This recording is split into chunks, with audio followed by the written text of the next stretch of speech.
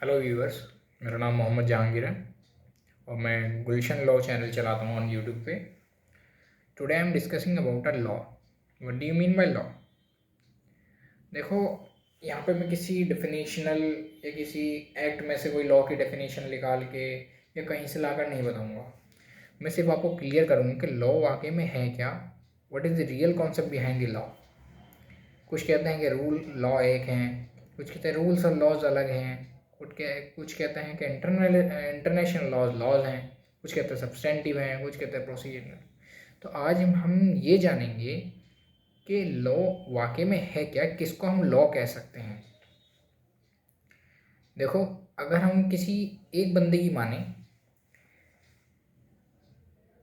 और अलग अलग समय में देखें तो ये बहुत ज़्यादा मुश्किल काम है कि हम लॉ को डिफ़ाइन कर पाएँ।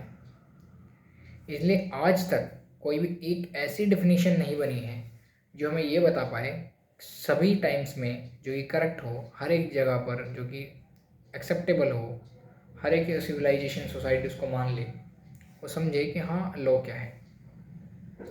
देखिए, लॉ को आपको समझने के लिए अपना माइंड अप्लाई करना होगा और ये देखना होगा कि क्या लॉ ह्यूमन सिविलाइजेशन से पहले से है कि बाद में बना।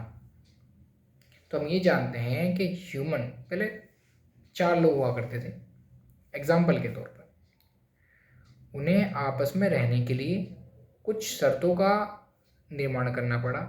कुछ उन्होंने समझौते किए हैं अपने साथ कि उनके समझौते के साथ ही वो आपस में रहेंगे, खाएंगे पिएंगे रहेंगे सहेंगे, एक दूसरे की रक्षा करेंगे या फिर दूसरे के अधिकारों को नहीं तोड़ेंगे, दूसरे को किसी भी प्रकार से चोट नहीं पहुंचाएंगे और आने वाले मुश्किल समय में उसको छोड़कर नहीं जाएंगे, यानी उसको एक सोशल सिक्योरिटी देंगे। ठीक है, और आपस में पीसफुली रहेंगे, ये समझ लो कि, और एक दूसरे की वो हत्या नहीं करेंगे, एक दूसरे को चोट नहीं पहुंचाएंगे, ये समझ लो उन्होंने मुआहदा किया। और इस मुआहदे के टूटने पर उन्होंने कुछ आपस में दंड भी रखे, सजाएं भी रखी। कुछ ऐसा हो सकता है वो खुद को सेल्फ पनिशमेंट दे, कुछ हो सकता है कि उन्हीं के मेंबर्स उसको पनिश करें। तो ऐसी बहुत सी चीज़ें हैं जो ये बताती हैं कि लॉज शुरुआती तौर से ही ह्यूमन सिविलाइजेशन के डेवलपमेंट के साथ साथ ह्यूमन बिहेवियर को कंट्रोल करता रहा है। और ह्यूमंस के ओरिजिन्स के साथ ही जब से उसने आपस में रहना शुरू किया, एक दूसरे को जानना शुरू किया, तो लॉ उसके काम आया, विधि उसके काम आई। अब उस टाइम पे जो विधि थी वो normal law of the nature थी, उसे हम नेचुरल लॉ कह सकते हैं।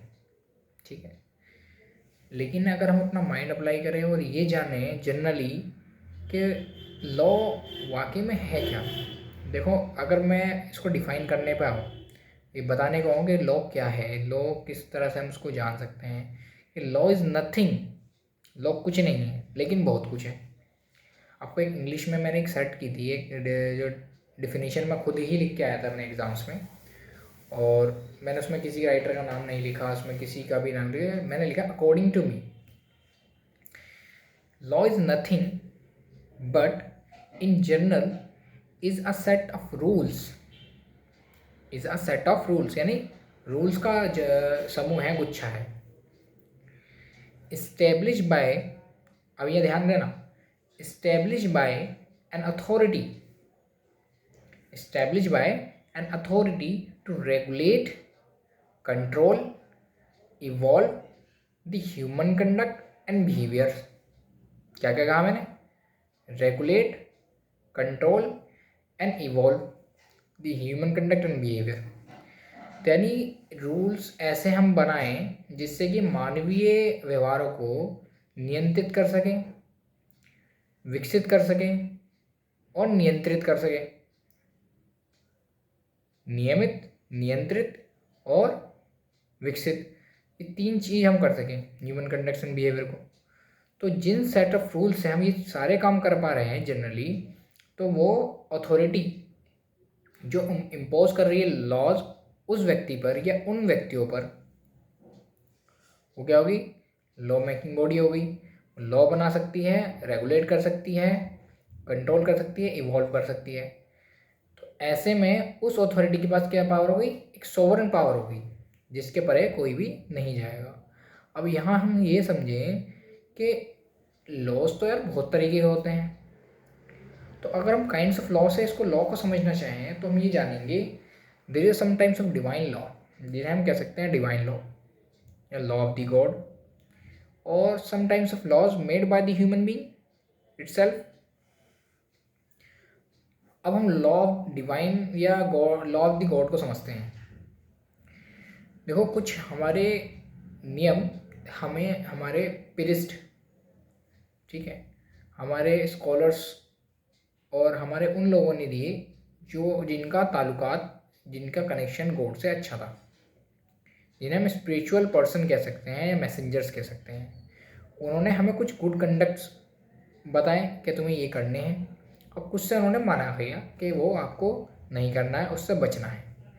और उससे किस तरह से बच सकते हैं ये भी उन्होंने बताया कि ज़्यादा से ज़्यादा हम लॉज ऑफ द गॉड को फॉलो कर सकते हैं।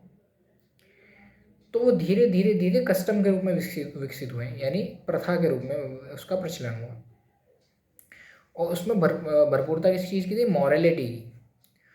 और हमें रोका किससे गया? सिन से।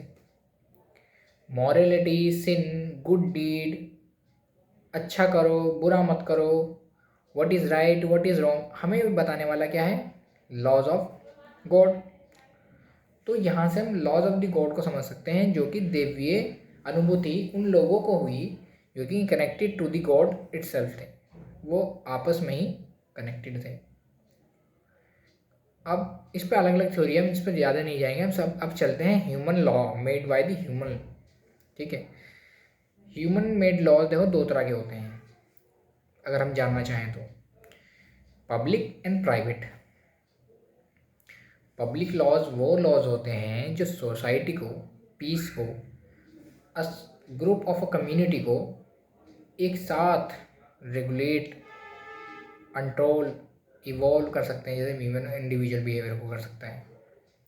वैसे प्राइवेट जो लॉज हैं वो प्राइवेट इंडिविजुअल्स के राइट्स को बताते हैं, ठीक है, उसको रेगुलेट करते हैं, कंट्रोल करते हैं, इम्प्लीमेंट करते हैं जैसे भी। अब एक लॉ जो आजकल ज़्यादा प्रचलन में है या ज़्यादा उसका प्रिवेंशन है, सॉरी प्रिवेंशन है, प्रिवेंशन में किसी चीज़ को रोकना, उसका ज़्यादा ही प्रिविलेंस है, ठीक है, जो है law of substantive and law of procedure. देखो दो तरह के लॉ होते हैं जो जनरली हम आजकल लॉ स्टूडेंट पढ़ते हैं। सब्सटेंटिव लॉज वो लॉज होते हैं जिसमें कि हम ये बताते हैं कि what is the rights and what is the duties, अधिकारों और कर्तव्यों का किस तरह से निर्धारण होगा। सिर्फ ये डिफाइन करता है what is the rights, it only defines, ठीक है, ये सिर्फ बताता है कि क्या अधिकार हैं, क्या कर्तव्य हैं, what is the duties, what is the right, ठीक है, only defines what is the rights and duties. And procedure law जो है, अब जो इसका जो सहायक है, इसका जो हार्मोनाइजिंग जो संगी है, सब्सटेंटिव लॉ जब तक काम नहीं करेंगे जब तक कि प्रोसीजर लॉ मजबूत नहीं होंगे। अब ये समझो कि जो प्रोसीजर लॉज हैं हमारे, वो कैसे काम करते हैं? वो उन राइट्स को और ड्यूटीज़ को, राइट्स को प्रोटेक्ट करते हैं, ड्यूटीज़ को रेगुलेट करते हैं, इम्प्लीमेंट करते हैं। तो यहाँ से जो सब्सटेंटिव लॉज हमें डिफाइन किए गए हैं, जो हमें बताए गए हैं, उनका इम्प्लीमेंट कौन करता है? Procedure law.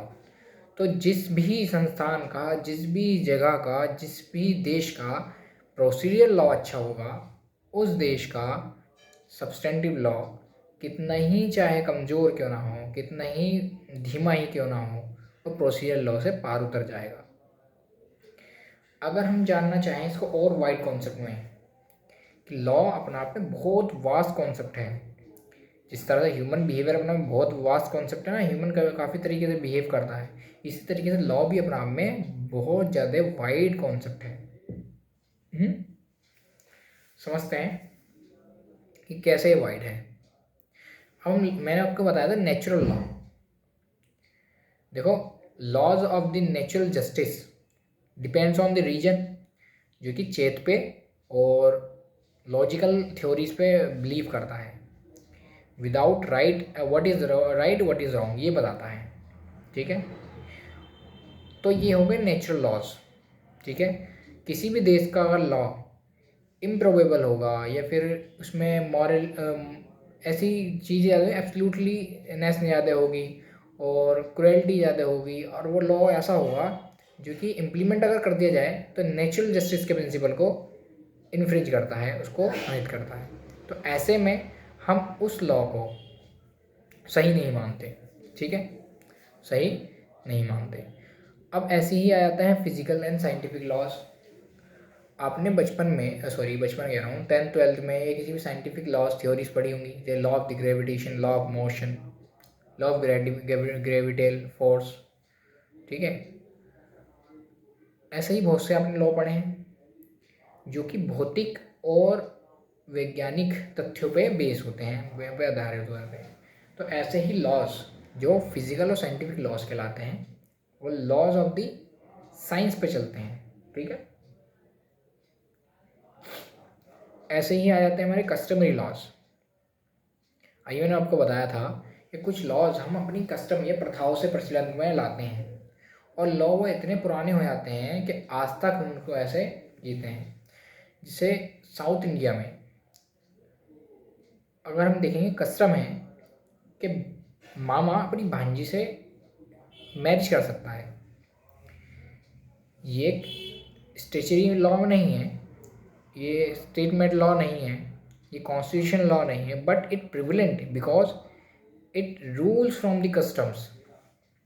ये पहले से ही एज अ कस्टम यूज़ होता आ रहा है। आज इसको इतना समय हो गया कि इसने अपनी जड़ बना ली है, अब ये हिलने वाला जल्दी से नहीं है। ठीक है, ऐसे ही पहले क्या था, सती प्रथा थी, एक प्रथा थी, उसे ख़त्म किया गया because of the immorality and heinous nature of it.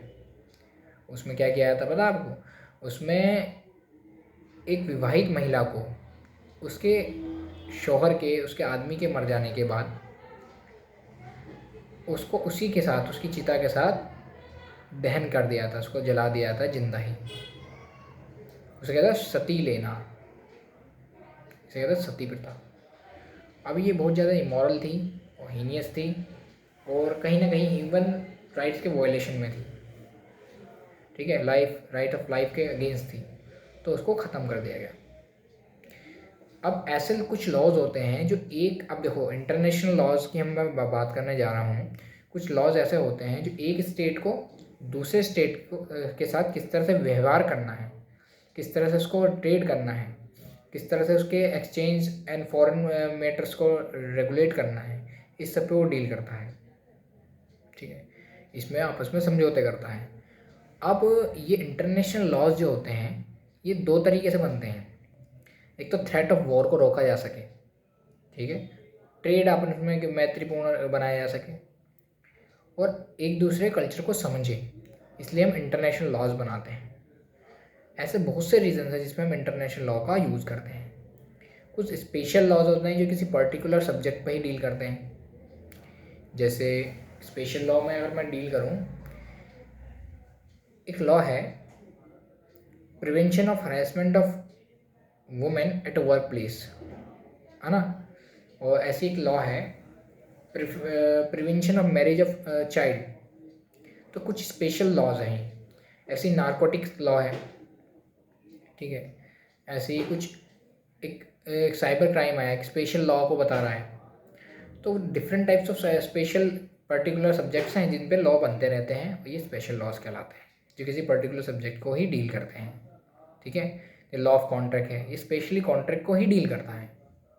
ठीक, और कुछ लॉज ऐसे होते हैं जो हमें किसी पर्टिकुलर क्षेत्र के लिए, किसी स्पेसिफाइड जगह के लिए बनाने पड़ते हैं। और ये जगह एक कस्बा हो सकती है, एक तालुका हो सकती है, यहाँ तक कि एक बिल्डिंग ही क्यों ना हो, वहाँ पे वो लोकल लॉज अपने कुछ पर्सनल कुछ लॉज बना लेते हैं जिससे वो रेगुलेट करते हैं। इसी तरीके से होते हैं फॉरेन लॉज।